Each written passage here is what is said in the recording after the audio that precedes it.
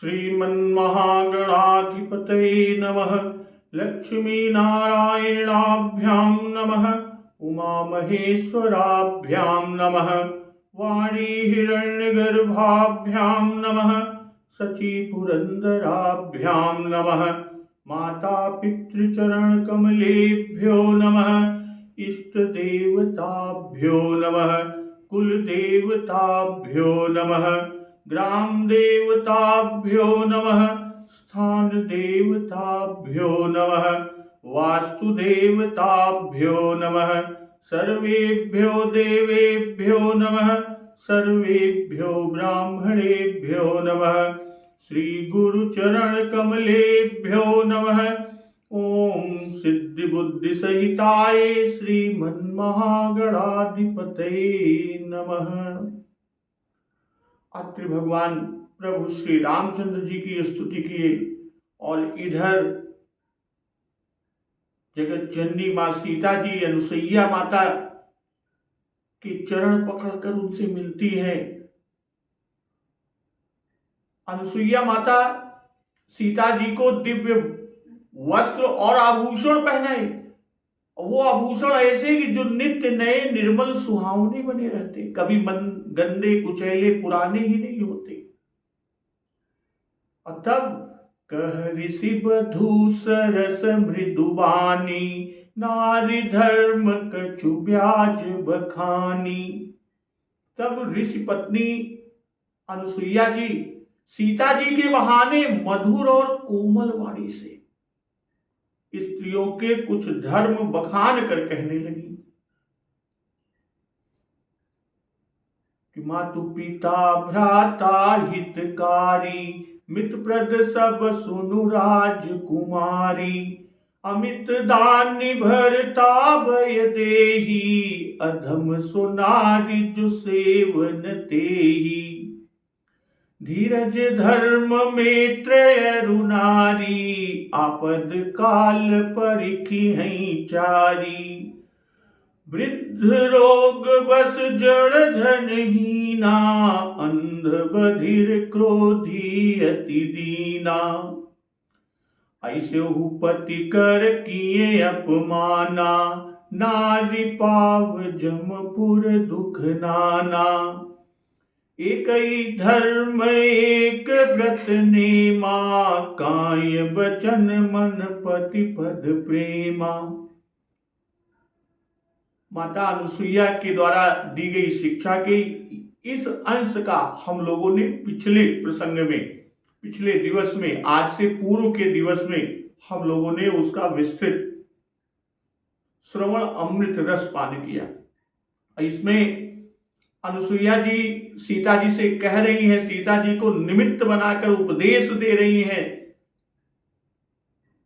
कि हे राजकुमारी, माता पिता भाई सभी हित करने वाले हैं, सभी हितु हैं, परंतु ये सब एक सीमा तक ही सुख देने वाले हैं। परंतु हे जानकी, अमित दान भरता भय देही।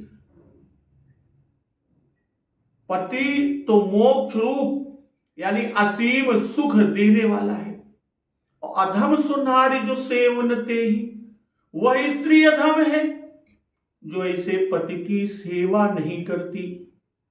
और आगे बता रही हैं कि धीरज धर्म में त्रयरु नारी, आपद काल परिखी हैं चारी। धैर्य, धर्म, मित्र और स्त्री, इन चारों की विपत्ति के समय ही परीक्षा होती है। वृद्ध, रोगी, मूर्ख, निर्धन, अंधा, बहरा, क्रोधी, अत्यंत ही दीन, ऐसे भी पति का अपमान करने से स्त्री यमपुर में भांति भांति के दुख पाती है। शरीर, वचन और मन से पति के चरणों में प्रेम करना स्त्री के लिए बस यह एक ही धर्म, एक ही व्रत और एक ही नियम। एक ही धर्म एक व्रत नेमा, काय बचन मन पति पद प्रेमा। अब आगे आज का प्रसंग इसी से आगे है कि एक ही धर्म एक व्रत नेमा, काय बचन मन पति पद प्रेमा। जगपति व्रताचार्य विधि अहि, वेद पुराण संत सब कहि। जगत में 4 प्रकार की पतिव्रताएं हैं। माता अनसुईया जी कह रही है कि जगत में 4 प्रकार की पतिव्रताएं हैं, और जिसे वेद पुराण और संत सब ऐसा कहते हैं। उत्तम के अस बस मन माही, सपने हुआन पुरुष जग नाही। उत्तम श्रेणी की पतिव्रता के मन में ऐसा भाव बसा रहता है कि जगत में मेरे पति को छोड़कर दूसरा पुरुष स्वप्न में भी नहीं है। और फिर मध्यम की बात करती है कि मध्यम पर पति देखई कैसे, भ्राता पिता पुत्र निज जैसे। जो मध्यम श्रेणी की पतिव्रता पराये पति को कैसे देखती है, माता अनसुईया जी बता रही है कि जैसे वह अपना सगा भाई, पिता या पुत्र हो, अर्थात समान अवस्था वाले को वह भाई के रूप में, और बड़े को पिता के रूप में, और छोटे को पुत्र के रूप में देखती है। और धर्म विचारी समुझ कुल रही, सो निखिष्ट त्रिय श्रुतियस कहई। जो धर्म को विचार कर अपने कुल की मर्यादा समझकर बची रहती है, वह निकृष्ट यानी निम्न श्रेणी की स्त्री है, ऐसा वेद कहते हैं।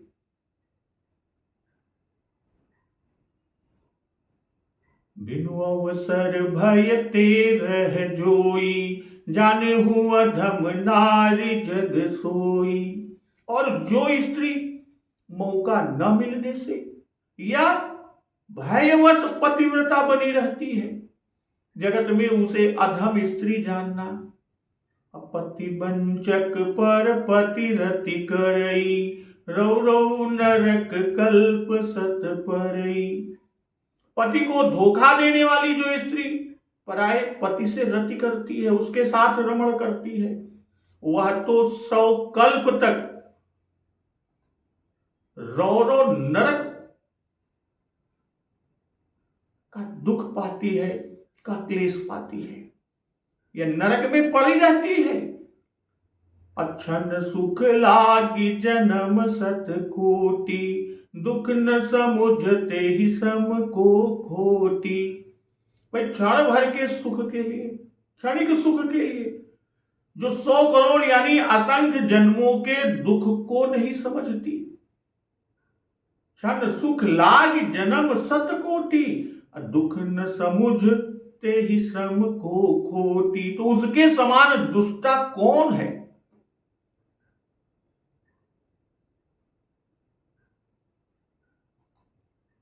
तो अनसुईया जी बता रही है कि एक ही धर्म एक व्रत नेमा। जैसे शास्त्रों में, पुराणों में, धर्म ग्रंथों में पुरुषों के लिए अनेक धर्म, अनेक व्रत और अनेक नियम कहे गए हैं, ठीक वैसे ही स्त्री के लिए पातिव्रत्य धर्म छोड़ और कोई धर्म नहीं कहे गए।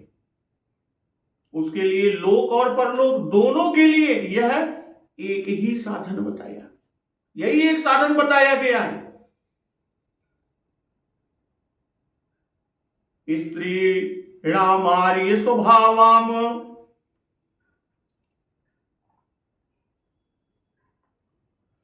स्त्री रामार्य स्वभावा नाम परमम दैवतम पति। अर्थात श्रेष्ठ स्वभाव वाली स्त्रियों के लिए पति ही देवता है। वाल्मीकि रामायण में कि पति ही तीर्थ, तप, दान, व्रत, गुरु है। इसलिए स्त्री सर्वभाव से तन मन से उसकी सेवा करे। एक ही धर्म, एक ही व्रत, एक ही नियम है, और यह कहकर अन्य धर्म कर्म करने को मना नहीं करते। ऐसा नहीं कि बाकी धर्म कर्म कुछ ना करे, क्योंकि स्त्रियों को व्रत करना लिखा है। बल्कि यह कहते हैं कि इस धर्म के सदृश दूसरा धर्म नहीं है, अर्थात यह स्त्री का मुख्य धर्म है। शिव पुराण में भी कहा है कि भर्ता देवो गुरुर्भर्ता धर्म तीर्थ व्रतानि च तस्मात् सर्वं परित्यज्य पतिमेकं समर्चयेत। अर्थात पति ही देवता गुरु धर्म तीर्थ व्रत सब कुछ है, इसलिए सब कुछ छोड़कर एक पति की ही पूजा करें। नारी का मुख्य धर्म पति प्रेम, पति सेवा। और यदि किसी व्रत के पालन में पति की सेवा में बाधा पड़ती हो तो वह व्रत उसके लिए त्याज्य है। और काय वचन मन पति पद प्रेमा, ये तीनों एक साथ हो तभी प्रेम या सेवा पूर्ण होती है। आलस्य और प्रमाद छोड़कर सेवा में तत्पर रहना शरीर से सेवा, उदासीनता और रुक्षता का व्यवहार त्याग कर स्नेह पूर्ण मधुर वचन बोलना वाणी से सेवा या प्रेम है। असूया, घृणा, उपेक्षा, अहंकार, गर्व, इन सब का त्याग कर नम्रता और स्नेह भाव मन से प्रेम है। भाई पाषाण आदि मूर्तियों में परमेश्वर की भावना रख कर, भाई पत्थरों में परमेश्वर की भावना रख कर जब भव सिंधु से उत्तीर्ण हो जाते हैं तब जिस पुरुष से प्रारब्धानुसार विवाह हो गया उसमें ईश्वर की भावना रखने से इहलोक और परलोक का सुख क्यों न मिलेगा। काय वचन मन अर्थात तन मन वचन तीनों से ही उसका यही एक धर्म, यही एक व्रत और यही एक नियम। तन मन वचन से पति पद में प्रेम हो।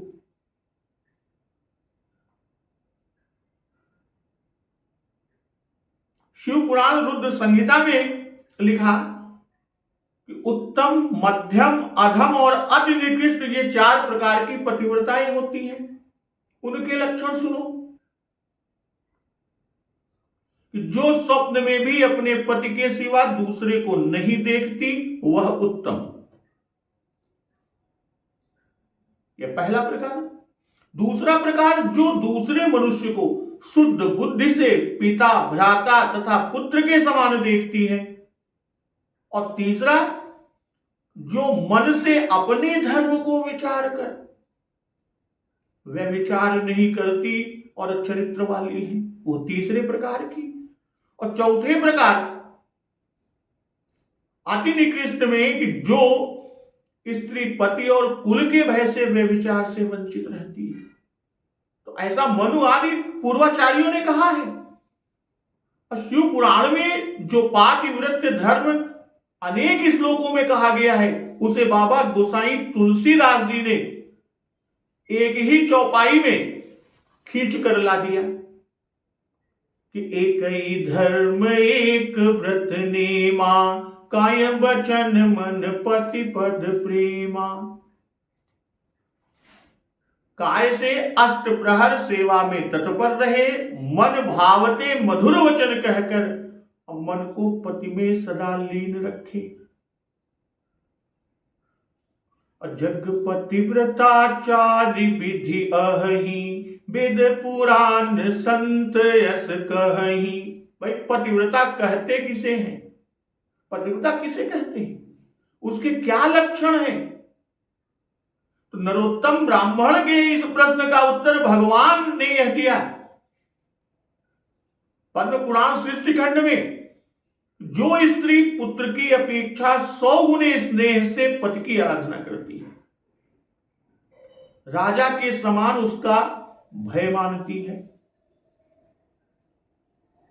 और पति को भगवान का स्वरूप समझती है। नरोत्तम ब्राह्मण के प्रश्न पर भगवान ने जो उत्तर दिया, जो कि पद्म पुराण सृष्टि खंड में है, वह पतिव्रता है। पतिव्रता के लिए 3 चीजें कहे कि जो स्त्री पुत्र की अपेक्षा 100 गुने स्नेह से पति की आराधना करती है, पहला। दूसरा, राजा के समान उसका भय मानती है। और तीसरा, पति को भगवान का स्वरूप समझती है, वह पतिव्रता है। जो गृह कार्य करने में दासी, रमण काल में भोजन के समय माता, विपत्ति में मंत्री का काम करती है, वह पतिव्रता है। जो मन, वाणी, शरीर, क्रिया द्वारा कभी भी पति की आज्ञा का उल्लंघन नहीं करती, पति के भोजन कर लेने पर भोजन करती, वह पतिव्रता।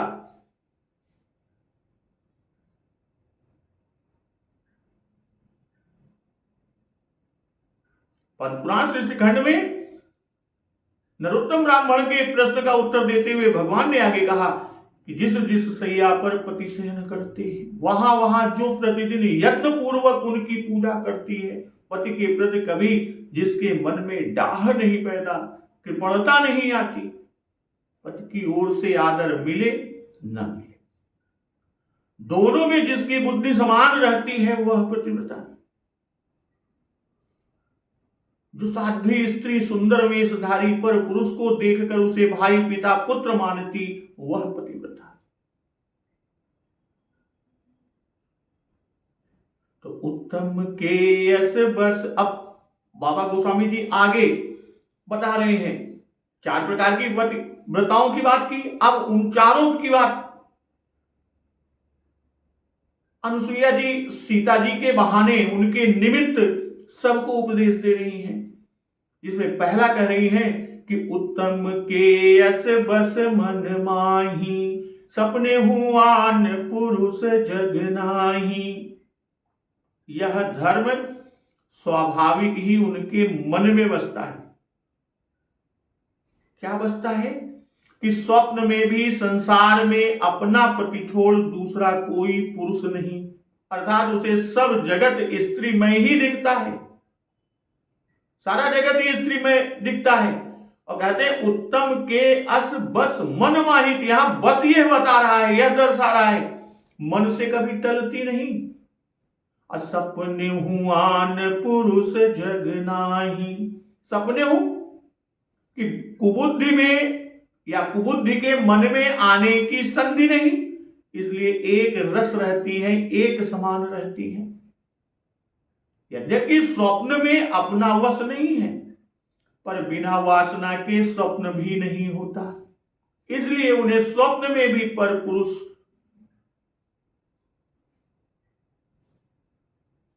नहीं दिखते, सब स्त्री में ही दिखते हैं। फिर दूसरे प्रकार की बता रहे हैं कि मध्यम पर पति देखहि कैसे, भ्राता पिता पुत्र निज जैसे। धर्म विचारी समुझ कुल रहई, सो निकृष्ट त्रिय श्रुति यस कहई। जो उत्तम में मन का विषय था, मध्यम में नेत्र का विषय हुआ। उत्तम में मन का विषय और मध्यम में नेत्र का विषय।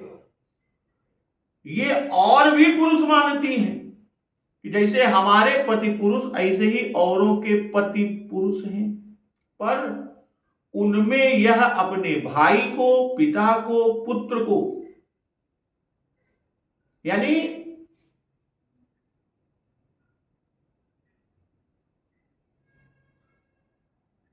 औरों के जो पति हैं उनमें यह अपने भाई, पिता, पुत्र का नाता मानती है। भाई, पिता, पुत्र के समान देखती है, उन्हें भोग्य दृष्टि से नहीं देखती।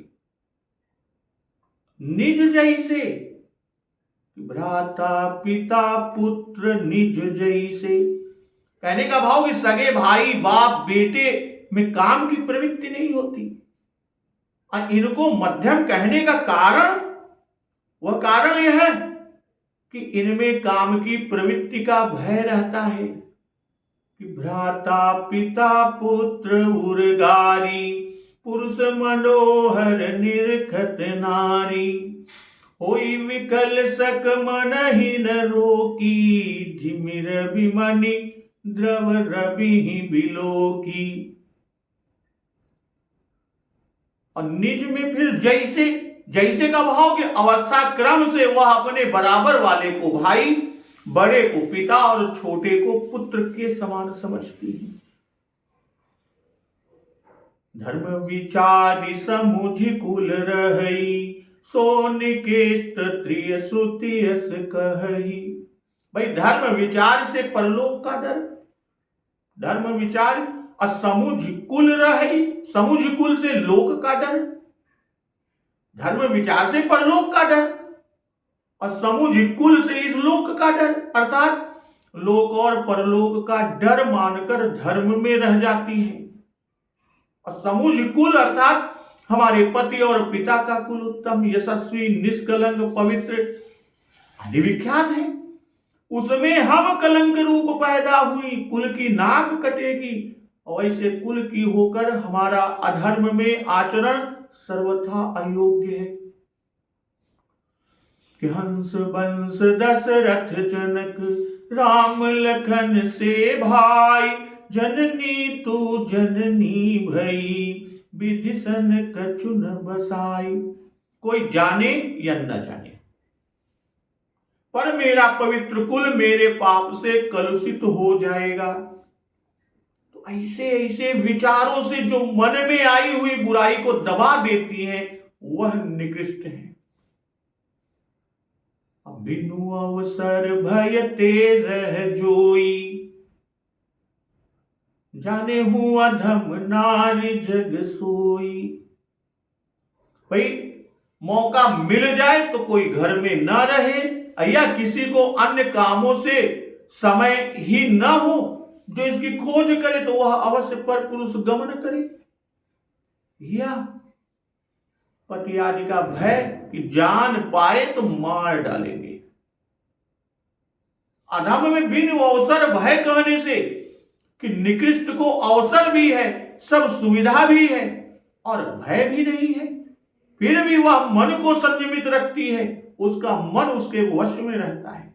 बिनु अवसर न मिलने पर कई बातें हो सकती हैं, पर वह इतनी कुरूपा, विकटांगी आदि कि कोई आकृष्ट ही नहीं होता, वह स्थान या समय नहीं पाती। भय, रोग आदि का भी हो सकता है। जो भय है वो अन्य भी बहुत से कारण हो सकते हैं, क्योंकि तब उसकी दुर्गति होगी। तो इसे अधम कहा। क्यों? क्योंकि यह अपना धर्म स्वयं नहीं बचा सकती, इसके लिए अवसर न मिलने पावे और भय, इन दो रखवालों की जरूरत हुई। यानी दो रखवाला, एक अवसर के न मिले व दूसरे का भय, अब यही इसके धर्म के रक्षक बने, वही दोनों रखवाले धर्म के रक्षक बने। तो प्रथम तीन पतिव्रताएं स्वयं अपने धर्म की रक्षक हैं। मन में उनके पातिव्रत्य का विचार है, पर इसके मन में यानी अधम प्रकृति में इसके मन में पातिव्रत्य धर्म ही नहीं है, निकृष्ट का मन दूषित है, फिर भी वह अपना स्त्री धर्म समझती है, इससे वह बच जाती है। अधम को भी धर्म विचारी समुझ कुल रहई, सो निकृष्ट त्रिय श्रुति यस कहई। ये तो तीसरे प्रकार निकृष्ट की कहे। फिर चौथे प्रकार की बात करते हैं कि बिनु अवसर भयते रह जोई, जाने हूं अधम नारी जग सोई।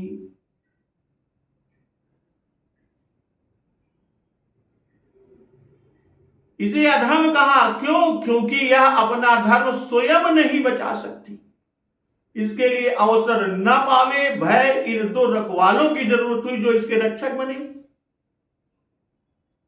अधम को भी पतिव्रता में गिना। क्यों? क्योंकि पाप मन में ही रह गया, और ऐसी स्त्रियां प्रायः कलयुग में ही होती हैं। गुण मंदिर सुंदर पति त्यागी, भजहि नारी पर पुरुष अभागी।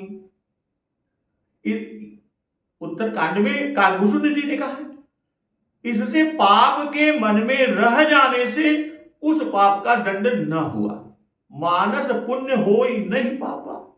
यह कलि का पुनीत प्रताप है, इसलिए यह भी प्रतिवता मानी गई। भाई उत्तम पतिव्रता आराध्या है, मध्यम लौकिक नारी होने पर भी नित्य पवित्र है। यह भी देव वंद्या, प्रातः स्मरणीय और पूज्य है। इनके चरणों और इनके स्मरण से पापों का नाश हो जाता है। और तृतीय कोट वाली पतिव्रता कहलाने योग्य नहीं, इसी से इसे निकृष्ट तृतीय कहे। भाई निकृष्ट का मन विकारी है, पर बुद्धि शुद्ध है और मन पर बुद्धि का नियंत्रण भी है। अधम का मन और बुद्धि दोनों दूषित हैं। इसके मन में पाप करने की बात आती है और वह पाप करना चाहती भी है, पर बच जाती है, क्योंकि दो रक्षक है। कौन कौन? बिनु अवसर अब भय। तो यहां तक अनुसुईया जी 4 प्रकार की पतिव्रताएं कही, उनके बारे में बताई। अब आगे व्यभिचारिणी स्त्री को कहे, जो इनसे पृथक है। अब पृथक करने का कारण कि उसने तन से पाप कर्म कर डाला, कर्म का दंड उसे मिला। ऊपर से दिखाने के लिए पति से प्रीत करती है, पर भजती है पर पति को। यही ठगना है, ऐसे रौरव नरक होता है। नरकों में से रौरव नरक तीसरा नरक है, और इस नरक में रुरु नामक कीड़े होते हैं जो रौरव नरक की बात करते हैं। तो रौरव नरक 28 नरकों में से तीसरा नरक है, और इस नरक में रुरु नामक कीड़े होते हैं जो महातामसी सर्प से भी अधिक क्रूर होते हैं। यह कीड़े प्राणी को चारों तरफ से काटते हैं। तो वही यहां पर कहते हैं कि इसे रौरव नरक होगा। कि क्षण सुख लागे जन्म सत कोटि, दुख न समुझते ही सम को कोटि। भाई खोटे की परिभाषा ही यही है कि जो थोड़े से लाभ के लिए अपना धर्म छोड़ दे, क्षणिक लाभ के लिए अपना धर्म त्याग दे। विषय सुख तो क्षणभंगुर है, विषय सुख क्षणभंगुर है। विषय और इंद्रियों के संयोग से जो पहले अमृत सा जान पड़े, अब परिणाम में विष के समान हो, उसे राजस सुख कहते हैं। भाई पहले तो रति सुख ही राजस है, असो भी धर्म विरुद्ध होने से घोर तामस हो गया। तामस का फल ही अधोगति है। जैसे 4 प्रकार की स्त्रियां कही गई, इसी प्रकार इनसे 4 प्रकार के भक्त भी दिखाए हैं।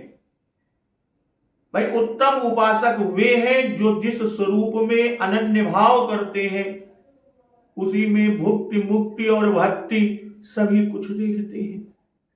अन्य स्वरूप में स्वप्न भी नहीं, पर अपने इष्ट की प्रसन्नता हेतु सभी स्वरूप मानने योग्य है। तो यह उत्तम अर्थात एक स्वरूपानन्य उपासक हैं, जो यह मानते हैं कि जो ईश्वर के स्वरूप है वे सब एक ही हैं और सभी भुक्ति मुक्ति भक्ति के दाता हैं, परंतु वे अपने इष्ट स्वरूप में ही परायण हैं। यह नहीं कि अपने मन की वृत्ति दूसरे स्वरूपों में चली जाए, याद इनका जपते कल उनका परसों का, ऐसा ना। जैसे स्त्री दूसरों को भी पुरुष समझती है पर अपने चित्त में उनके लिए विकार उत्पन्न नहीं हो देती, ये स्वरूपानन्य उपासक मध्यम कोटि के हैं। और निकृष्ट उपासक वे जिनकी इच्छा और देवताओं की उपासना की होती है, जिनकी इच्छा और देवताओं की उपासना की होती है, पर गुरु आदि का धर्म विचार कर करते नहीं, ये सामान्य उपासक। चौथे न्यून व अधम है। अब उत्तम उपासक की बात करते हैं तो उत्तम उपासक जैसे हनुमान जी महाराज और सुतीक्ष्ण जी, जो केवल राम स्वरूप को ही ईश्वर मानकर भक्ति करते हैं, दूसरे रूप को क्षण भंगुर दृष्टि उठाकर नहीं देख सकते। माता अनसुईया आगे कहती है कि पति वंचक पर पति रति करई, रौ रौ नरक कल्प सत परई।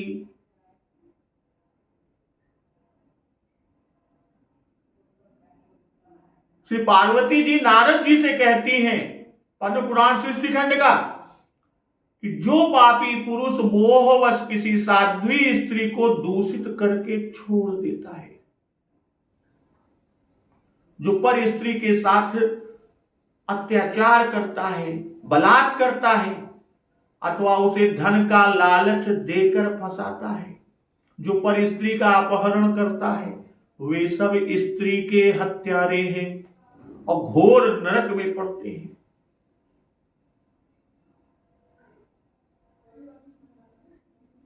उसी प्रकार पति के साथ वंचना करने वाली व्यभिचारिणी स्त्री चिरकाल तक नरक भोग कर कौवे की योनि में जन्म लेती है और उच्छिष्ट एवं दुर्गंध युक्त पदार्थ खा खाकर जीवन बिताती है। तदंतर मनुष्य योनि में जन्म लेकर विधवा होती है। तो क्षण सुख लागी जन्म सत कोटि, दुख न समुझते ही सम को खोटी। भाई क्षण भर के सुख के लिए जो 100 करोड़ यानी असंख्य जन्मों के दुख को नहीं समझती, उसके समान दुष्टा कौन होगा। अभिनु श्रम नारी परम गति लहई, पतिव्रत धर्म छाणी छल गई।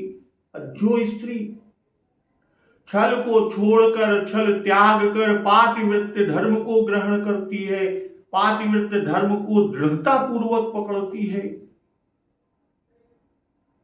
वह स्त्री परिश्रम के बिना परम गति पा जाती है। अपति प्रतिकूल जन्म जह जाई, विधवा होई पाई तरुणाई। परंतु जो पति के प्रतिकूल है वह जहां भी जाकर जन्म लेती है, जवानी में ही जवानी पाकर विधवा हो जाती है। कहते कि भिन्नु श्रम नारी परम गति लहई, पतिव्रत धर्म छाणी छल गई। बिनु श्रम यानी जप तप तीर्थ योग यज्ञ वैराग्य त्याग कर्म उपासना ज्ञान आदि सब परिश्रम रूप हैं। कहु भगति पथ कवन प्रयासा, जोग नमक जप तप उपवासा। तो कहते छाण छल गई, जैसा भक्त के विषय में कहा है कि सरल सुभाव न मन कुटिलाई। भाई स्वार्थ की चाल छल है, छल को छोड़कर पातिव्रत ग्रहण करने का भाव, अपने पति की सेवा सरल स्वभाव से स्वार्थ को छोड़कर सहज प्रेम से करे। सहज स्नेह स्वामी सेवकाई, स्वार्थ छल फल चारी बिहाई। और कहते हैं कि पति प्रतिकूल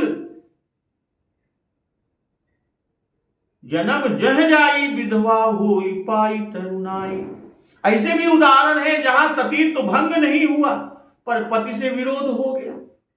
उस प्रतिकूल आचरण का दंड कहते हैं कि ऐसी स्त्री का जन्म जहां होता है वहां भी पति का सुख उससे छीन लिया जाता है और तरुणावस्था में विधवा होना परमेश्वरीय दंड है और उसके भोग लेने में ही कल्याण है। तो सहज अपावनी नारी, पति सेवत शुभ गति लहई, जसु गावत श्रुति चारि, अजहु तुलसी का हरि प्रिय। भाई स्त्री स्वाभाविक ही है पवित्र, परंतु पति की सेवा से वह शुभ गति पा जाती है। जसु गावत श्रुति चारि, अजहु तुलसी का हरि प्रिय। चारों वेद पातिव्रत्य का यश गाते हैं। आज भी भगवान को तुलसी जी प्रिय है, इसलिए सुनु सीता तव नाम, सुमिर नारी पतिव्रत करही, तो ही प्राण प्रिय राम, कहु कथा संसार हित। लिए हे सीते सुनो, अनुसुईया जी कह रही है कि हे सीते सुनो, तुम्हारा तो नाम स्मरण करके ही स्त्रियां पातिव्रत्य धर्म का पालन करेंगी। तुमको तो राम प्राण प्रिय है। यह कथा स्त्री धर्मोपदेश यानी स्त्रियों के धर्म के उपदेश से मैंने संसार के भले के लिए कही। सहज या पावन, मैं नार्य पावन प्रभु जग पावन।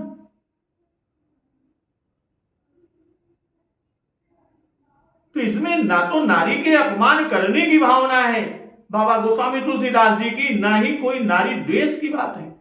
भाई नारी महीने महीने रजस्वला होती है, इस अवस्था में वो अस्पृश्य मानी जाती है। यह अपवित्र अवस्था उसकी नैसर्गिक है और इससे बच नहीं सकती। कोई व्रत अनुष्ठान आदि वह अखंड रूप से इस अपवित्र अवस्था में प्रत्येक महीने प्राप्त होने के कारण चला नहीं सकती, इसलिए उसकी अपवित्रता स्वाभाविक है। भाई शरीर की बनावट, स्त्री के शरीर की बनावट ही ऐसी कि वे शुद्ध रह नहीं सकती। भाई महीने में 3 दिन क्रम से चांडाली, ब्रह्मघातिनी, रजकी की भांति अशुद्ध रहती ही है। विनय त्रिपिटक में लिखा है ये 9 मास तक गर्भ धारण, इसलिए सहज पाऊंगी।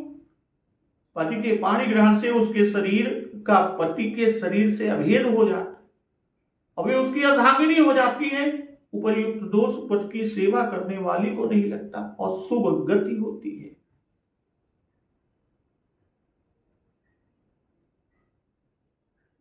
पद्म पुराण पाताल खंड सर्ग 84 में उल्लेख है कि पतिव्रता स्त्रियों का तो पति ही देवता, उन्हें पति में ही विष्णु के समान भक्ति रखनी चाहिए।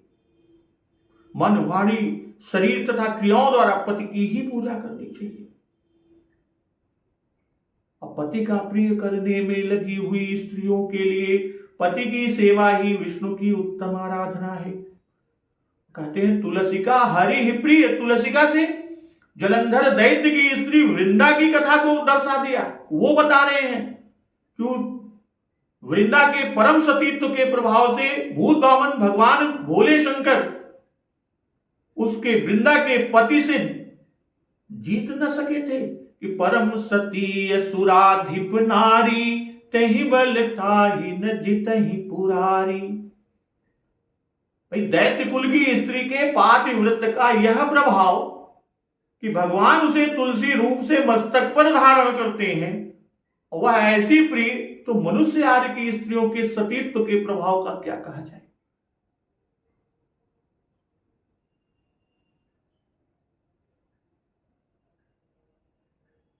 पद्म पुराण भूमिखंड में तुलसी के प्रियत्व के संबंध में कुछ कथा इस प्रकार है, जो लिखते हैं तुलसी का हरि है प्रिय। प्रियत्व के संबंध में देवताओं और दैत्यों ने परस्पर उत्तम सौहार्द स्थापित कर जब समुद्र मंथन किया, समुद्र को मथा, तब उसमें 4 कन्याएं प्रकट हुई और फिर कलश में रखा हुआ अमृत दिखाई पड़ा। तो इन 4 कन्याओं में से एक कन्या का नाम लक्ष्मी, दूसरी का वारुणी, तीसरी का कामोदा और चौथी का ज्येष्ठा। कामोदा अमृत की लहर से पैदा हुई। वह भविष्य में भगवान की प्रसन्नता के लिए वृक्ष रूप धारण करेगी और सदा विष्णु को आनंद देने वाली होगी। और वृक्ष रूप में वह परम पवित्र तुलसी के नाम से विख्यात होगी और उनके साथ जब भगवान जगन्नाथ सदा रमण करेंगे। जो तुलसी का एक पत्ता भी ले जाकर भगवान को समर्पित करेगा, उसका भगवान बड़ा आदर मानेंगे। और मैं इसे क्या दे डालूं, भगवान जी ये सोचेंगे कि मैं उसे क्या दे डालूं जो भगवान को तुलसी का पत्ता समर्पित करेगा। उसके लिए सोचेंगे कि क्या दे डालूं, और यह सोचते हुए उसके ऊपर भगवान विष्णु प्रसन्न होंगे। और नारद के संबोधित वाक्यों से यह मालूम होता है कि कामोदा भगवान विष्णु के तेज से प्रकट हुई थी। और स्कंद पुराण वैष्णव खंड कार्तिक तुलसी महात्म्य में जो लिखा है कि क्षीर समुद्र मंथन पर अमृत के निकलने पर उस अमृत कलश को दोनों हाथों में लिए हुए भगवान विष्णु बड़े हर्ष को प्राप्त हुए और उनके नेत्रों से आनंदाश्रु, आनंद के आंसू की कुछ बूंदें उस अमृत के ऊपर गिरी और उनसे तत्काल ही मंडलाकार तुलसी उत्पन्न हुई। इस प्रकार वहां प्रकट हुई लक्ष्मी और तुलसी को ब्रह्मा आदि देवताओं ने श्रीहरि की सेवा में समर्पित कर दिया। भगवान ने उन्हें ग्रहण कर लिया। तब से तुलसी जी जगदीश्वर श्री विष्णु की अत्यंत प्रिय करने वाली हो गई।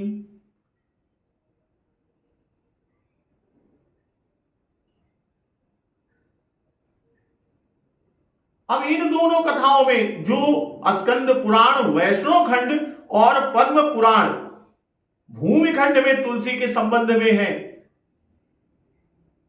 पातिव्रत्य के संबंध से तुलसी का प्रियत्व नहीं पता होता। भाई अमृत से अथवा भगवान के आनंद के अश्रु से उत्पन्न और फिर हरि के ग्रहण करने से उसका महात्मा और प्रियत्व कहा। वही पद्म पुराण उत्तरखंड सर्ग 96 में जो जलंधर की पतिव्रता स्त्री वृंदा की कथा दी है, जलंधर या शिव जी की कोपाग्नि से समुद्र में उत्पन्न हुआ था। वृंदा का पति जलंधर, इसकी उत्पत्ति कैसे हुई थी? यह शिव जी की कोपाग्नि से समुद्र में उत्पन्न हुआ था और जन्मते ही यह इतने जोर से रोने लगा, इस सब देवता व्याकुल हो गए। ब्रह्मा जी के पूछने पर समुद्र ने उसे अपना पुत्र बताकर ब्रह्मा जी को दे दिया। अब ब्रह्मा जी ने जो ही जलंधर को गोद में लिया, जलंधर ने ब्रह्मा जी की दाढ़ी ठुड्डी इतने जोर से खींची कि ब्रह्मा जी के आंसू निकल पड़े। इसी से ब्रह्मा ने उसका नाम ही जलंधर रखा। जलंधर ने अमरावती पर कब्जा कर लिया। इंद्र आदि सभी देवता इससे हार गए। अंततोगत्वा श्री शिव जी ने इंद्र का पक्ष लेकर बड़ा घोर युद्ध किया, उसको जीत नहीं पाते, क्योंकि उसकी स्त्री वृंदा जो काल नेम की कन्या थी, परम सती थी और सतीत्व का बल ऐसा। यह जानकर शिव जी उसके पति से लड़ रहे हैं। वृंदा के पति ने प्राण बचाने के लिए ब्रह्मा की पूजा प्रारंभ कर दी। और जब शिव जी ने देखा कि जलंधर नहीं मर सकता, तब उन्होंने भगवान का स्मरण किया। भगवान ने सहायता की, वे वृंदा के पास पहुंचे। किस रूप में, इसमें बड़ा मतभेद है। कहते हैं कि वृंदा ने पूर्व जन्म में पति रूप से भगवान को वरण करने के लिए तपस्या की थी और उन्होंने उसे वैसा वर भी दिया था।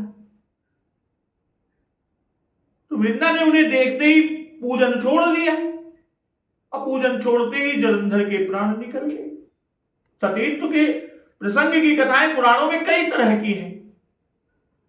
तो भगवान ने यह छल किया कि वे तपस्वी यति बनकर उस वृंदा के घर के पास विचरने लगे। अब वृंदा ने जब उनसे पूछा कि हमारा पति कब आवेगा, उसकी जय पावेगा, कब जय पावेगा, यानी उसकी विजय कब होगी, यदि बोले कि वह तो मार डाला गया। तब वृंदा ने कहा कि तुम झूठ कहते हो, हमारा पातिव्रत रहते हुए उसे कौन मार सकता है। यति ने आकाश की ओर दृष्टि कि तुम झूठ कहते हो। जो वृंदा ने कहा कि तुम झूठ कहते हो, हमारा पातिव्रत रहते हुए उसे कौन मार सकता है, तब यति ने आकाश की ओर दृष्टि की तो दो बानर जलंधर के शरीर को विदीर्ण करते हुए दिख पड़े। थोड़ी ही देर में शरीर के टुकड़े वृंदा के समीप आ गिरे। यह देख वह विलाप करने लगी। तब यति ने कहा कि इसके अंगों को तू जोड़ दे तो तेरे पातिव्रत धर्म से वह जी उठेगा। और उसने वैसा ही किया। अंगों के स्पर्श करते ही भगवान ने उसमें प्रवेश कर जलंधर रूप हो उसका व्रत भंग किया। तभी इधर जलंधर को शिव जी ने मार दिया। अब वृंदा को यह बात तुरंत मालूम हुई। जब उसने साप दिया तब भगवान ने अपने लिए पूर्व जन्म की तपस्या की कथा कहकर उसका संतोष किया। साप क्या था कि जलंधर रावण होकर तुम्हारी पत्नी हरेगा। इसलिए अजहु तुलसी का हरि ही प्रिय।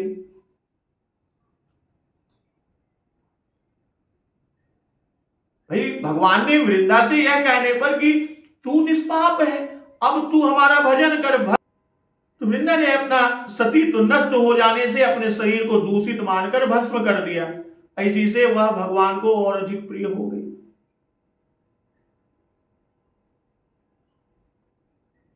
स्कंद पुराण में आगे चलकर तुलसी विवाह कथा के प्रसंग का अनादि मध्य निधन त्रैलोक्य प्रतिपालक इमाम गृहाण तुलसीम विवाह विधिनेश्वर पार्वती बीज संभूताम वृंदा भस्म निसंस्थिताम अनादि मध्य निधनाम वल्लभाम ते ददाम्यहम् पयो घटैश्च सेवा भी कन्यावत वर्धिताम मया त्वत्प्रियां तुलसीं तुभ्यं ददामि त्वं गृहाण भो। अर्थात आदि मध्य अंत रहित त्रैलोक्य प्रतिपालक, आप इस तुलसी को विवाह की विधि से ग्रहण कीजिए। वृंदा की भस्म में स्थित यह पार्वती के बीच से उत्पन्न हुई है, वृंदा की भस्म में स्थित रही तथा आदि मध्य और अंत से रहित आपको तुलसी बहुत ही प्रिय, इसलिए इसे मैं आपकी सेवा में अर्पित करता हूं। मैंने जल के घड़ों से इसकी सेवा करके इसे कन्या की तरह पाला पोसा। आपकी प्रिया तुलसी मैं आपको ही दे रहा हूं, आप इसे ग्रहण करें।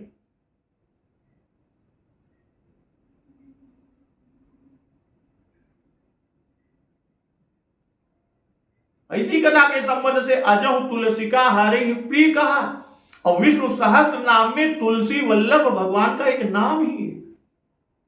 इससे बढ़कर प्रियत्व का और प्रमाण क्या चाहिए।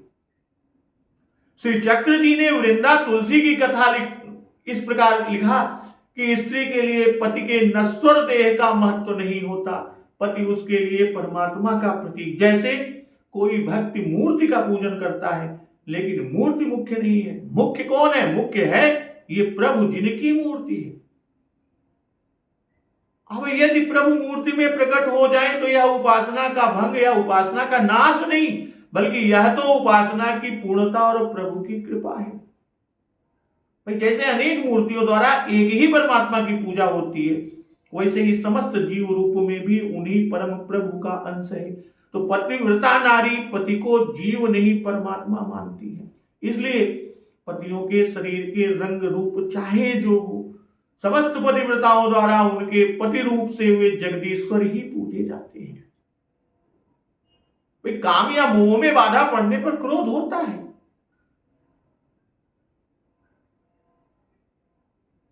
पातिव्रत्य परम पति को पाकर पूर्ण और सफल हो जाता है,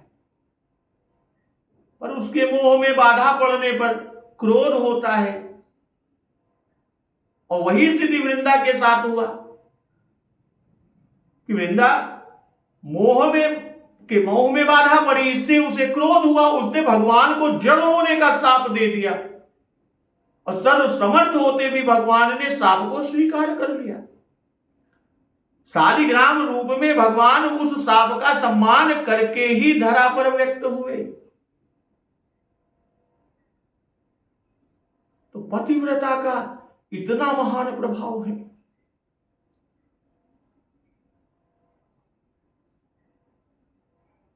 तो तुलसी के दृष्टांत से बाबा गोस्वामी तुलसीदास जी बता रहे हैं कि सहज अपावनी स्त्री परम पावनी हो जाती है। राम प्रिय पावन तुलसी सी, कि सुनु सीता तव नाम सुमिर नारी पतिव्रत करही, तो ही प्राण प्रिय राम कहूं कथा संसार हित। जब धर्मोपदेश किया तब सुन राजकुमारी अनसुईया जी ने कहा, अब सीता जी का ऐश्वर्य कहती है, इसलिए सुन सीता। यह जो कहा कि तब नाम सुमिर नारी पत व्रत करही, वह भी संसार हित में कहा, और जो स्त्री धर्म की कथा कही वह भी संसार हित की कही। भाई संसार की स्त्रियों को उपदेश है कि पतिव्रता होना चाहे तो सीता जी का स्मरण करें। और ऐसा ही पार्वती जी के विषय में कहा एहि कर नाम सुमेरि संसारा, तिय चढ़ी है पतिव्रत सिधारा। भाई तुम्हारे नाम का स्मरण करने से स्त्रियां पतिव्रता होंगी। हे देवी, तुमसे विशेष क्या कहना, मैंने यह तुमसे जगत के आचार के निमित्त कहा। यह पातिव्रत धर्मोपदेश सीता जी के लिए नहीं, सीता जी के निमित्त औरों के लिए इनके मित से कहा। सुन सीता तव नाम सुमिर। भाई सीता इस नाम के स्मरण से, सीता जो ये नाम है, सिर्फ इस नाम के स्मरण से नारियों के मन की दुर्भावना दूर होती है। और यह नाम ऐसा दिव्य प्रभावमय है कि उसके स्मरण से नारियों में पातिव्रत्य का भाव जागृत होता है। पतिव्रता की शक्ति उन्हें मिलती है। अनुसुईया जी श्री जानकी जी को उपदेश करने के बहाने संपूर्ण जगत की नारियों को यह गुप्त मंत्र बतला रही हैं। कहूं कथा संसार रहित। सीता नाम के स्मरण से पातिव्रत्य का निर्वाह होता है। गौरी का नाम लेकर स्त्रियां पातिव्रत्य रूपी खड्ग धारा पर चढ़ती हैं और सीता जी का नाम लेकर उनका निर्वाह होता है। तो भक्तजन, ये श्री अनुसुईया जी और श्री सीता जी के मिलन और अनुसुईया जी का पातिव्रत्य उपदेश जो है, वह प्रसंग आज यहां पूर्ण होता है। अब अगले दिवस पर हम लोग अत्रि आश्रम से विदाई लेते हुए आगे की ओर चलेंगे और उस प्रसंग का अमृत रसपान जो है हम लोग करेंगे। तो एक बार जोर से बोलिए, सियावर रामचंद्र की जय, पवन सुत हनुमान की जय। जगत जननी मां जगदम्बा की जय, गुरुदेव भगवान की जय, उमापति महादेव की जय। जय।